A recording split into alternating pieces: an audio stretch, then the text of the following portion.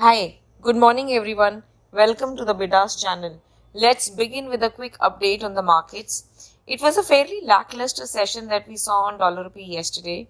Pair traded in just about a 12 to 13 paisa band, seeing a low of 81.72 and a high of 81.85.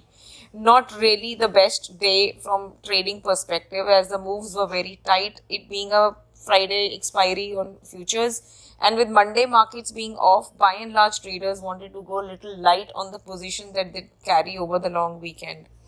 Uh, on the crosses front, again during the day, while we saw the moves where the rally was getting sold off, as was advised that we'd like to enter euro from the short side, we entered the short and exited quickly just at the point where it broke 1.10, stayed on the sidelines on the pound.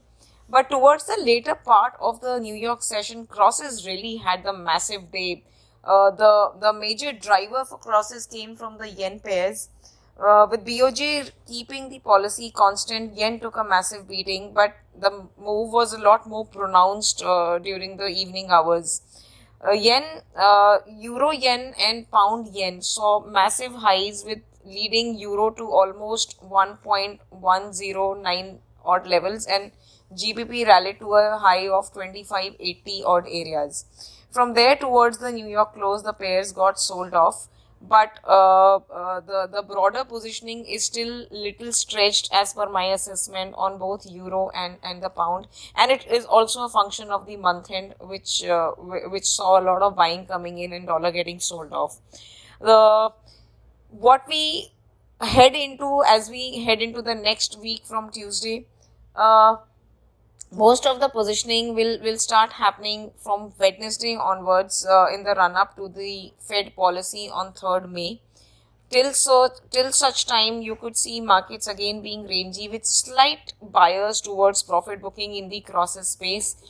Dollar rupee, I think, somewhere forms a base around an 81.65 areas for the time being.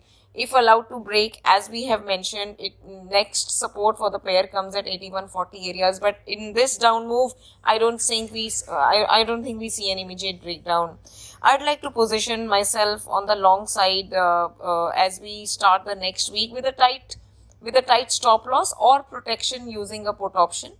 But the entry point for me to make a trade next early part of next week would be to go long dollars till the policy, and then of course switch the positions depending on what really is the outcome of the Fed policy is.